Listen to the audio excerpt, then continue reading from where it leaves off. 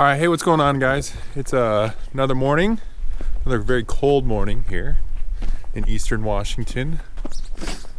But we are going to. My dad's not going to drive the truck today, or he might take one load maybe later. But so I'm gonna get the truck started up here. It's a 1988 Kenworth. It's pretty old, but like everything, you guys will find everything around here is pretty old. But it does the job. So we're gonna start it up and get the old tractor, the old Case VAC tractor warmed up. That's the tractor that's running the auger. And we will get headed down to the river. Like I said in my last video, it's about a 3-hour round trip. So that's including loading the truck, unloading, and all the driving. So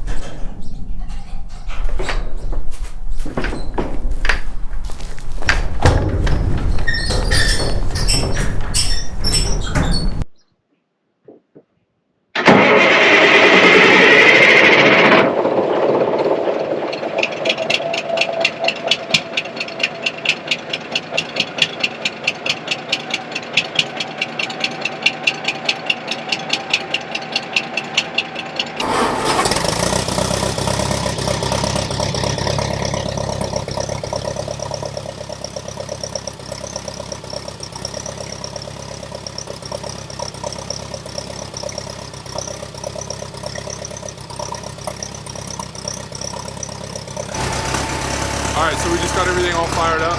Truck is running, full tractor. Starts every time. It was my great-grandfather's.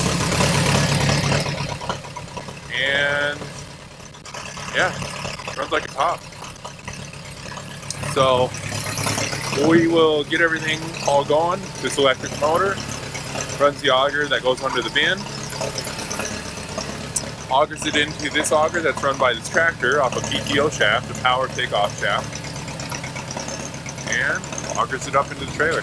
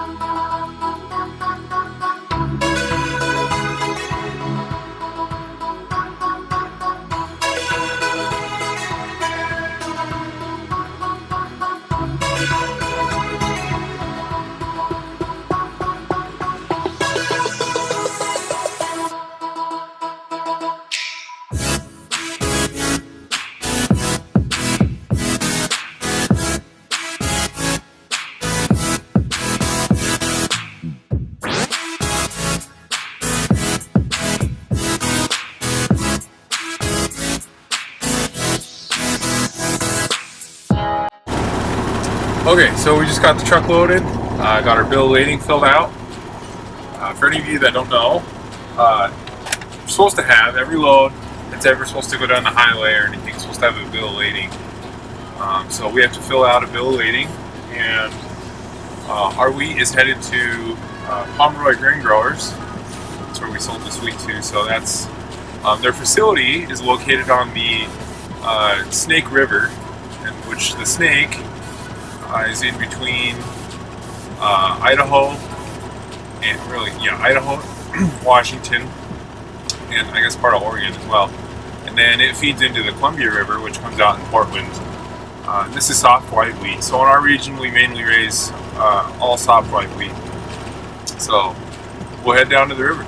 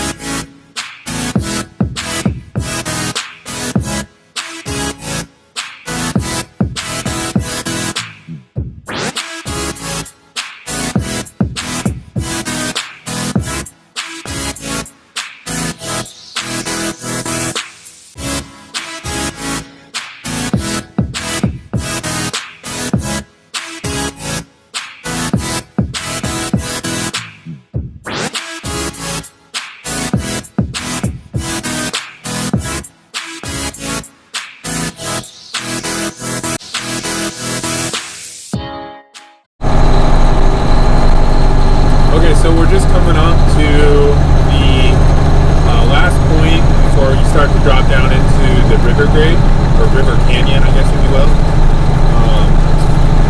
So this is kind of like the last hill where you're going up, and then you fall back down all the way down into the river. So I'll show you guys as we get down there. It's pretty steep. I don't really know the exact grade. I think there's a sign up here that says, but it's probably 5 miles or so. I'm gonna guess maybe a 30 or 35% grade all the way down. So you definitely want to make sure all your brakes and all that stuff are working.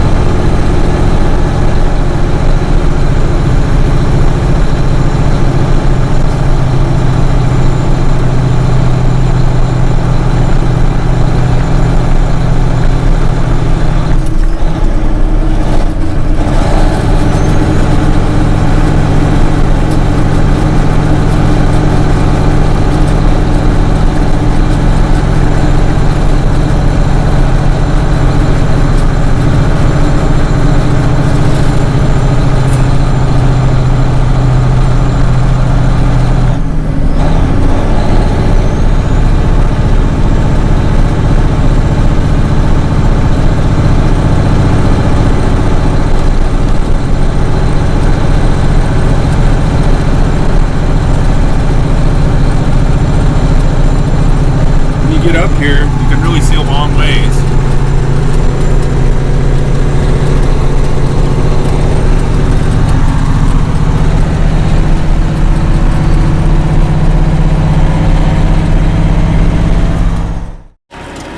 So we just got here, we just pulled onto the scale, and looks like we got a guy in front of us, which is fine.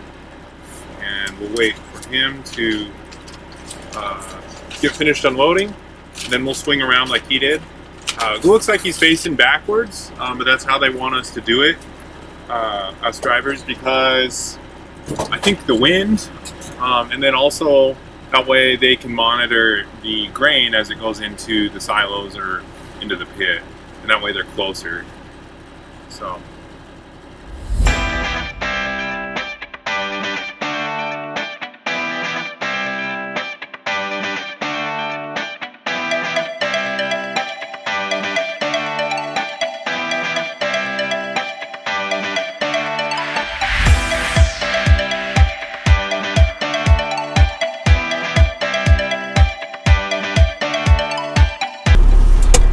Okay, we just got done unloading, talked to the guys there, and now we're ready to pull back onto the scale. So there was a scale that we initially pulled onto, and then there's a second weigh out scale that lets you know your care weight, no, your empty weight. That way it lets you know how much you had in wheat or whatever you're hauling. So I think that's pretty standard across the trucking industry. So.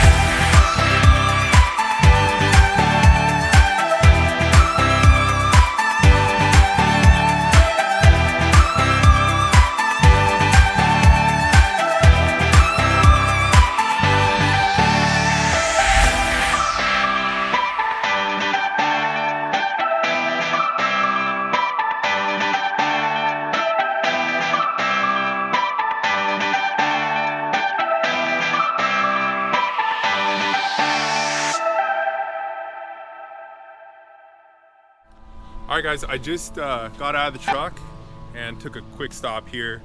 So I mentioned earlier that we delivered our wheat to Pomeroy Grain Growers, which is in Pomeroy, Washington. And I'm here at the port of Central Ferry, which is right on the Snake River. And I'm actually stopping here at another facility called Columbia Grain. They're a large company. They're headquartered out of Portland. And I just talked with a gentleman named Ted Lowe. He works down here at the Columbia Grain facility. And he kind of was just explaining to me the process that the wheat, like ours, would go through once it's delivered to their facility. So one of the things, as you can see, a truck just like over at Pomeroy Grain Growers would come in and unload, and the wheat would be dumped into one of these large concrete facilities or into one of these bins. And Ted was just explaining to me the process that they're trying to use this year to blend wheat together to get the right amount of protein to be able to use it to create breads and pastas and whatever else that wheat is all used for. So then how they get it out of these facilities, it would go up this large conveyor, which I think I'll walk over on, and then it's unloaded into a barge just like this. So as you can see, there's dust coming out. That's actually where the wheat, that's just dust coming from the wheat. And as you can see, the barge isn't sitting straight in the river, and that's because it's being loaded on one end, so it sinks down into the water. And as the barge will get loaded, it will obviously sink the whole barge down into the water. And then this barge is slated to go to Portland, Oregon, where it will then be, I'm assuming, as Ted said, unloaded and put onto a large ship, which would then go to a foreign country, primarily probably Japan or China, where a lot of white wheat is used. So we're here in Ted's office, and this is a breakdown of all of the bins that you just saw outside. And Ted was just explaining to me, so this last year, as I mentioned in a previous video, we had significant drought issues. So here in the Pacific Northwest, we didn't get our average, I'm gonna say 15 to 24 to 25 inches of rainfall. We were less than half. And so what that caused is a lot of the white wheat that we raise here to be higher in protein than normal. And as you can see, like here on this bin, this represents a whole bin. Ted's got it where they have 11.5 for protein wheat in there. Over here they have 11.6, 11.8, and then all of these other bins here in the middle. And so Ted was just explaining to me the process that they're going through is they need to blend wheat from these other bins to try and get the wheat as close to 10.5 as possible, which is pretty tough to do when you have 11.5 or even 11.6 wheat. But we hope this year we'll have a little more rain and we won't have to deal with these issues. All right, guys, so we're actually just walking over here to, what'd you call it, Ted? The crow's nest? Yeah, we're just going to be over here where the barge shack is. There's a gentleman up there that will spend the next, only about 5.5 to 6 hours now, continuing to load the soft white wheat barge. Right on. So we'll get you guys a bird's eye view of how the wheat is unloaded here at the Columbia Grain facility, and hope you guys enjoy it. So here we are walking out over to the barge, which very well could have some of our wheat on there. Who knows? We did deliver some wheat here to the Columbia Grain facility as well.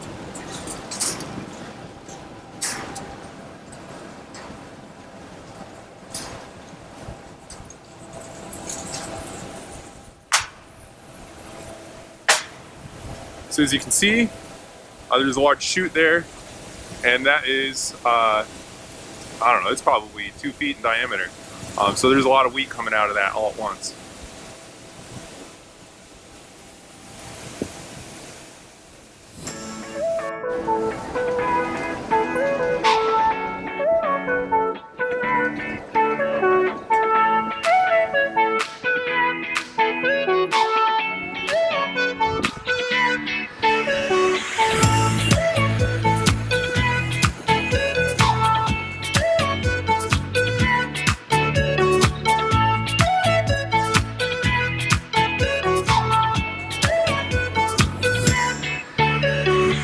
So this barge that I'm standing in front of, it will take roughly 8 hours to be able to completely load out.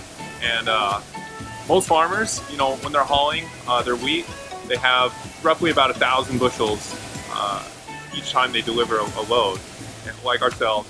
And so this barge will take 120 truckloads of wheat in order to fill it completely up. It's just kind of amazing to me, even as the farmer, or for my dad as a farmer, to just imagine that there's 120 of these trucks that are going to go into one barge.